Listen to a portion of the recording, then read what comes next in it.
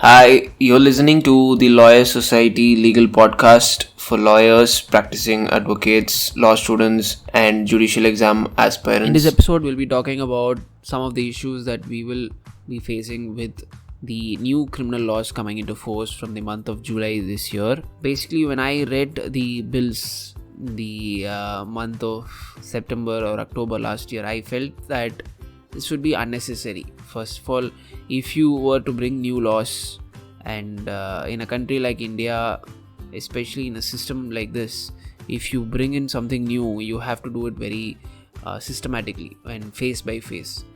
And if you're repealing all three major criminal laws altogether at the same time, what you do essentially is cause a lot of chaos. Instead of making smaller amendments, they have made an entire revamp of the entire code just by rearranging provisions. If you see, most of the provisions are the same, but they are just given a different number altogether. So this is going to cause a lot of chaos. All sides, I would say, right from the police officers investigating the matters, the trial courts, the higher courts. On both sides, I would say the advocates are going to suffer. Also, the judges are going to suffer to a larger extent, because if you look at the matter with a very neutral point of view, you would still say that if an advocate is going to present any citation, he's going to quote any citations. If in case the citation involves any provision that has been altered slightly in the new code, and the citation belongs to a time, say, from the 1990s or the 2000s, or even from the year 2019 or 2020, then there is a slight possibility that the other side counsel is going to raise a question like, doesn't that small alteration change how the judgment should be viewed under the new code? And this will become an issue, and both sides will have to lead arguments. And what if that question is raised by the judge himself, that since there is a slight alteration in the provision, will the old citation be applicable to the present case? And whether it is reasonable or not, the counsel giving such citation has to justify that the slight alteration made to that provision does not change the application of the citation to the present case in any manner. Now, the next confusion on the side of the counsels is that when they quote these judgments, they have to use the corresponding provision from the previous code, from the code of 1973, and also refer to the provision in the present code, and they have to present it in such a way that the court is able to understand the citations being put forth. And the judge also has to record the same thing. Every time he mentions a particular provision from the new code, he has to mention the corresponding provision from the previous code if required, or every time he mentions a provision from the previous code, he has to mention or remind us of the corresponding provision in the present code. If you see, this was the case when the 1973 code came into place. If you see older judgments from the years 1973 to any year nearby, you will recognize that every time they had to refer to a judgment which was rendered when the 1898 CRPC was in force, they will have to make a mention of the corresponding provision in the judgments. So even now, if you see,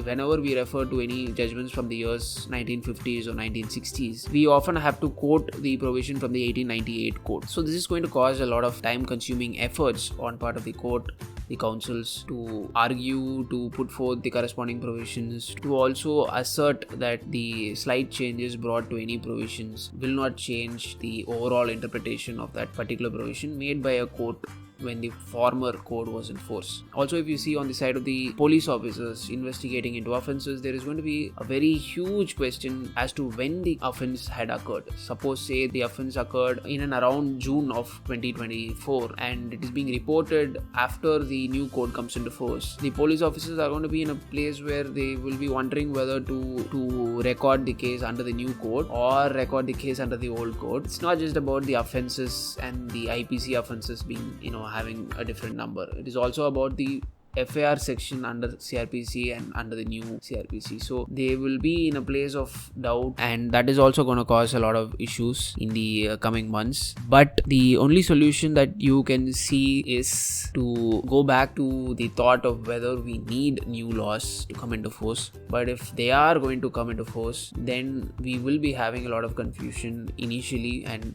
some court has to raise this issue, and they have to lay down guidelines for the police officers that if the offence had taken place on so and so date or in this period, then the old code will apply, and if they had taken place subsequently, the new code will be applicable. And the courts taking cognizance of the matters also will have to be very keen on this. One cannot also forget the fact that when the new code comes into force, it doesn't mean that the cases which were initiated under the old code will be then conducted as per the new code. You have to remember that as per the repealing section in the new code, which is section 533, any appeal or any matter that was initiated under the old code shall be continued as per the provisions of the old code. What this essentially means is that you will have to issue guidelines even to the subordinate courts. Say a magistrate who has both matters placed before him on the same day, say 25 cases dealing with the code of 1973 and 50 cases dealing with the code of 2024, then he will have to apply two different sets of codes on the same day to two sets of matters, and they will have to maintain dual records, which will be hectic for them. They have to maintain records for the cases which have to be conducted as per the old code, and they have to maintain records for the cases which have to be conducted as per the new code. So it is going to have a very drastic effect on the courts, the councils, the police officers. The entire branch that is criminal law is going to undergo a tremendous change, and we just have to wait and see whether this works out, because I am one of those people who are not in support of the new laws, and I was always of the opinion that if at all any change was required, it could have simply been done by way of amending, just add a few provisions here and there, just like how it has been done forever. After the Nirbhaya incident, we had a lot of provisions being inserted regarding sexual offences, and the same could have been followed even now. We didn't need a new act altogether, changing the sections and stuff. This is just from the top of my head, some issues that we'll be facing. Let me know your thoughts too. Please do comment, like the video if you are watching this on YouTube, share and follow us on Spotify and YouTube wherever you're listening this on. And if you're interested, please do subscribe to our digital law magazine, the details of which will be left below in the description box. Thank you for listening.